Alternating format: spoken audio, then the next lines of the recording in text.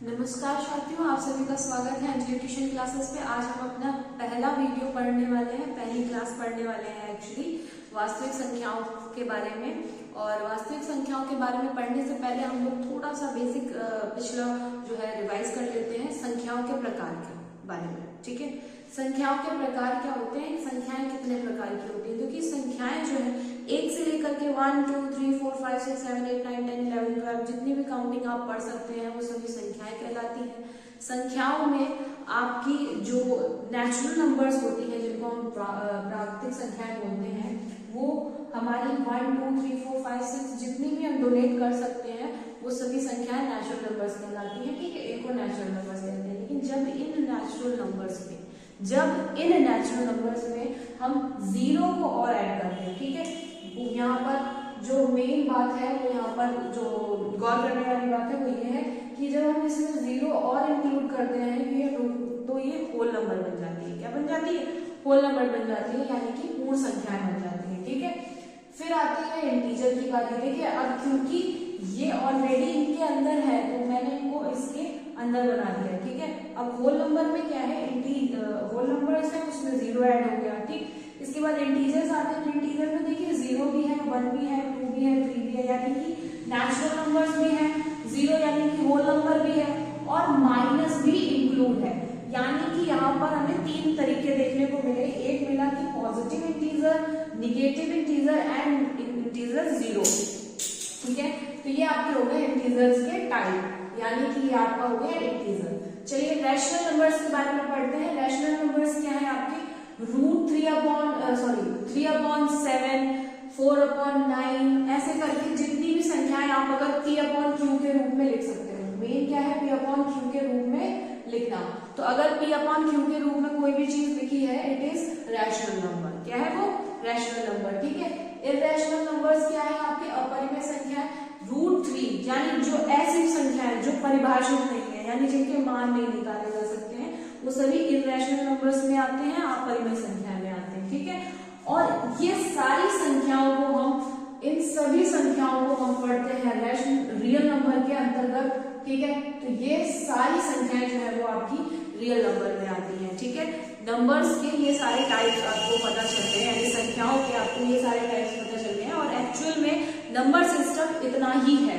ठीक है, जिनमें इकाई के स्थान पर आपके 2 4 6 8 एंड 0 हो।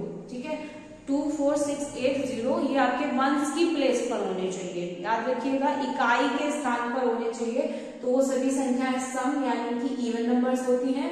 और इकाई के स्थान पर 1 3 5 7 9 है, यानी कि अगर आपका 1 3 5 7 9 ये दिया है तो वो संख्याएं विषम संख्याएं हैं, यानी कि ऑड नंबर्स हैं। ठीक है, अभाज्य संख्याओं के बारे में मैं थोड़ा सा समझा दूं। अभाज्य संख्याएं वे संख्याएं होती हैं जिसके ओनली 2 फैक्टर्स होते हैं, सिर्फ 2 फैक्टर्स होते हैं। जैसे कि फॉर एग्जांपल एक मैं ले लेती हूँ 7 लेती हूँ। ठीक है, तो मैंने 7 लिया। 7 जो है वो बेटा सिर्फ 1 से कटता है। टेबल का डिवाइडेशन दीजिए, 1 से जाता है और खुद 7 से जाता है और इसके अलावा और किसी से नहीं जाता है ना। तो 7 जो है वो क्या हो गया? प्राइम नंबर हो गया। क्या हो गया? प्राइम नंबर हो गया। प्राइम नंबर्स में सिर्फ 2 फ्रैक्शंस होते हैं, एक तो वो खुद से जाते हैं इटसेल्फ और 1 से जाते हैं, तो वो प्राइम नंबर्स कहलाते हैं। ठीक है, कंपोजिट नंबर्स क्या है? दे हैव मोर देन 2 फैक्टर्स, उनके 2 से ज्यादा फैक्टर्स होते हैं। फॉर एग्जांपल हम 8 लेते हैं। ठीक है, तो 8 जो है वो 1 से भी जाता है, 2 से भी जाता है, 4 से भी जाता है, 8 से भी जाता है, तो इसके मोर देन 2 फैक्टर्स हो गए, so it is composite number. ठीक है, ऐसे अगर आपको 48 निकालना है तो 48 को आप डिवाइड कीजिए बेटा कितने टेबल से? 1 से जा रहा है, ठीक है, 2 से जा रहा है, 3 से जा रहा है, 4 से जा रहा है, 6 से चला जाएगा क्योंकि 2 3 से चला गया है। ठीक है, 8 से जा रहा है, और भी बहुत सारे हैं। ठीक है, तो 12 से जा रहा है, 16 से जा रहा है और फिर उसके बाद में 24 से जा रहा है और फिर उसके बाद 48 से जा रहा है। तो दे हैव मोर देन 2 फैक्टर्स, बहुत सारे फैक्टर्स हैं। ठीक है, जिनके सिर्फ ओनली 2 फैक्टर्स होते हैं they are called prime numbers, और they have more than 2 factors are called composite number. ठीक है, कंपोजिट नंबर में 2 से ज्यादा इनके गुणज होते हैं। ठीक, तो ये आपके हो गए कंपोजिट नंबर और प्राइम नंबर्स के बारे में, इवन ऑड मैंने समझा दिया आपको, और रियल नंबर सिस्टम के बारे में समझा दिया। ठीक है, इसके बाद में जो फर्स्ट चैप्टर में आपके मेन जो फॉर्मूले हैं वो कुछ इस प्रकार है। ये वाला बहुत पहले आपने बचपन में पढ़ा होगा, भाज्य बराबर भाजक गुणा भागफल धन शेषफल, वही सेम थ्योरम जिसको हम शेषफल प्रमेय के नाम से भी जानते हैं। कर रहे हो तो आप थोड़ा ध्यान दीजिएगा इस चीज पे। भाज्य, इसको बोलते हैं भाजक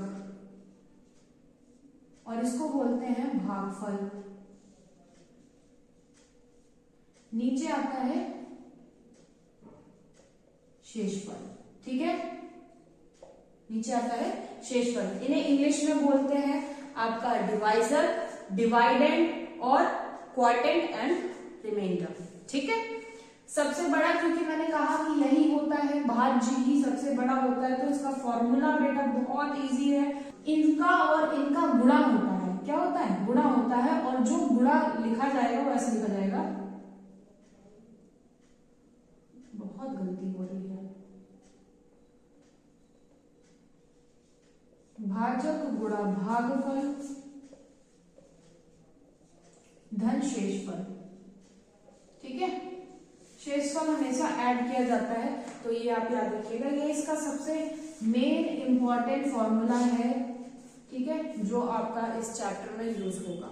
ठीक, इसके बाद में जो आपका इस चैप्टर में यूज होने वाले फॉर्मूले हैं वो है आपके एलसीएम और एचसीएफ के।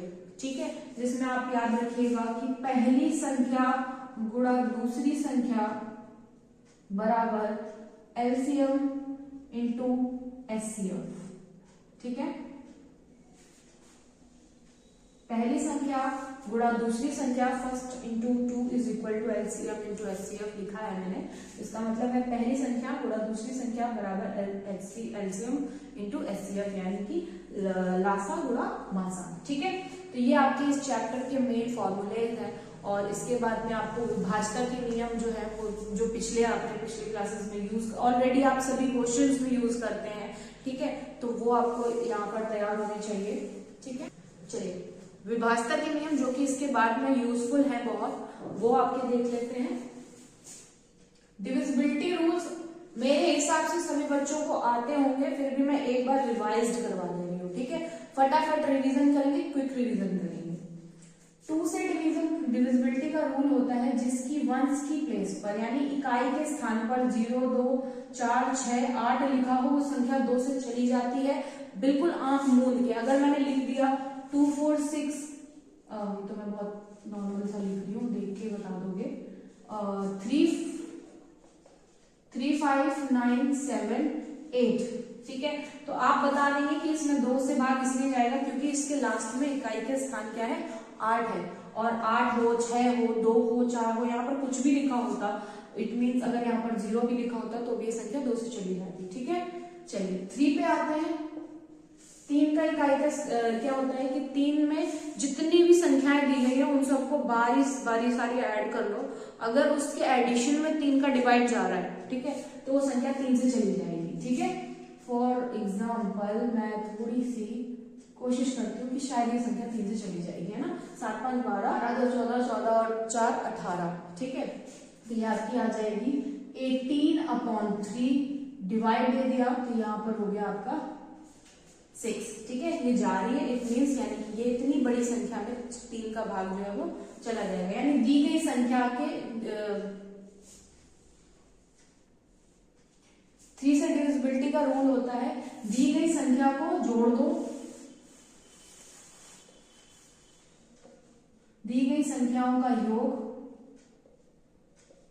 बटे 3। अगर इसके योग में 3 का भाग चला जाए तो संख्या 3 से विभाजित हो जाती है।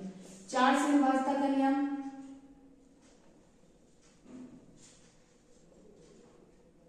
दहाई और इकाई, अंकों से बड़ी संख्या में अगर 4 का भाग चला जाए तो वो संख्या 4 से विभाजित हो जाती है। ठीक है, फिर 5 का नियम देखिए, इकाई के स्थान पर यानी वंस की प्लेस पर आपके 2 और 0 और 5 होना चाहिए, वो संख्या 5 से चली जाती है। 6 का डिविजिबिलिटी रूल, बेटा अगर संख्या कोई 2 और 3 के पाड़े से चली जाए 2 और 3 से अगर डिवाइड हो जाती है तो वो 6 से भी डिवाइड हो जाएगी, ठीक है। 7 से डिविजिबिलिटी के रूल जो है वो 3 नियम होते हैं। 7 से डिविजिबिलिटी जब होती है तो 3 नियम होते हैं। जैसे कि किसी भी 2 अंक की संख्या का 3 बार अगर मैं कर दूं, उसको 3 बार लिख दूं, तो वो संख्या 7 से चली जाती है, ठीक है। पहला लिख देती हूं, 3 टाइम्स 2 डिजिट की अगर बार बार रिपीट हो रही है, ठीक है। फॉर एग्जाम्पल जैसे कि मैं ले लेती हूँ 62, ठीक, 38, 38, 38। तो ये संख्याएं जो है वो आपकी 7 से चली जाएंगी। ये आप डिवाइड दे करके भी देख लीजिएगा। एक डिविजिबिलिटी रूल और होता है 7 का, वो ये होता है कि जैसे कोई भी एक संख्या दी गई हो, जैसे कि मान लेते हैं कि एक 3, 5, 8 ले ली मैंने, ठीक है। 3, 5 ज्यादा ले लिया मैंने यहाँ पर, कुछ और ज्यादा लेते हैं ना, 4, 7, 8 मान लो, ठीक, ले लेते हैं, कोई दिक्कत नहीं है, ठीक है। तो अगर ऐसे लिखी हुई हो तो संख्या में क्या करते हैं कि जो लास्ट में वंस की प्लेस होती है, ठीक है, यहाँ पर वंस की प्लेस पे 8 है, उसका दुगना कर देंगे। वंस की प्लेस का दुगना करो, वंस की प्लेस का दुगना करो, 8 दूनी 16, और उसको 47 यानी वंस की प्लेस को हटा करके बची संख्या 47 थी, उसमें माइनस कर दो, ठीक है, 1, 3, 31, और ये 31 7 से नहीं जाएगा। इसका मतलब है कि ये जो संख्या है वो 7 से नहीं जाएगी। तो ऐसे संख्या को आप घटा घटा के देख सकते हो। अगर यहाँ पर कुछ ऐसा आता, फॉर एग्जाम्पल अभी हमने तो यहाँ पर ऐसी संख्या लिखी हुई है, अगर यहाँ पर 28 आ जाता और वो 7 से चला जाता है, तब हमें पता चल जाता है कि वो जो दी गई संख्या है वो 7 से चली जाती है, ठीक है। तो आपको समझ में आया कि ये कैसे करना है आपको। इसमें हमने यहाँ पर वंस की प्लेस का दुगना करना है, यानी कि 2x करना है, यानी यहाँ पर हो गया 47 - 16 = 31, और क्योंकि 31 में 7 का डिवाइड नहीं जाएगा, इसका मतलब जो दी गई संख्या है वो 7 से नहीं कटेगी, ठीक है। फिर एक चीज और होती है कि जो 6 का टेबल होता है, जैसे 3 का टेबल है, 3 1 3, 3 2 6, ठीक है, 3 3 9। तो ये जो जितने टाइम्स ये जा रहा है, ठीक है, अगर इतनी बार आवृत्ति आ रही है तो वो संख्या 7 से चली जाती है। तो ये 3-4 नियम 7 के होते हैं, 7 का डिविजिबिलिटी के। डिविजिबिलिटी रूल होता है बेटा 100, 10 और 1 से बनी संख्या में 8 का भाग जा रहा हो तो संख्या 8 से डिवाइड हो जाती है, ठीक है। 9 से डिविजिबिलिटी रूल, बेटा बहुत सारे रूल जो है ना तुरंत रिपीटेड होते हैं। क्या होते हैं? रिपीटेड होते हैं। जैसे 2 और 3 का हमने 5 तक मान लो अगर आपने अच्छे से पढ़ लिए हैं, ठीक है, तो आपको नीचे वाले ना याद करने की जरूरत नहीं पड़ता है। जैसे कि 2 का आपने यूज कर लिया, ठीक है, तो 2 छोड़ो, 2 को तो हम छोड़ ही देते हैं, 3 4 5 पे आते हैं, ठीक है। 3 का जो होता है वो बिल्कुल सेम 9 की तरीके होता है, बिल्कुल डिट्टो सेम होता है। इसमें भी दी गई संख्याओं का योग कर दीजिए आप और उसमें 9 का भाग दे दीजिए। दी गई संख्याओं का योग कर दीजिए और उसमें 9 का भाग कर दीजिए, ठीक है। अगर आपका 9 का भाग जा रहा हो तो वो संख्या 9 से चली जाएगी, ठीक है। 10 का डिविजिबिलिटी रूल होता है बेटा 1 की प्लेस पर 0 हो तो वो संख्या 10 से चली जाती है, ठीक है।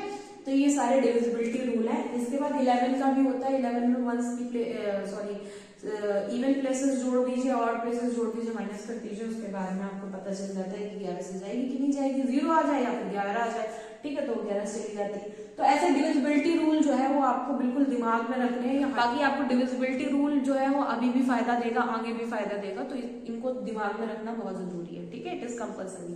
तो ये चैप्टर फर्स्ट आपका यहाँ से रिवीजन होता है। इसके साथ में अभी हम चैप्टर सेकेंड को भी देखेंगे। तो मिलते हैं नेक्स्ट वीडियो में, तब तक के लिए टाटा बाय बाय, नमस्कार।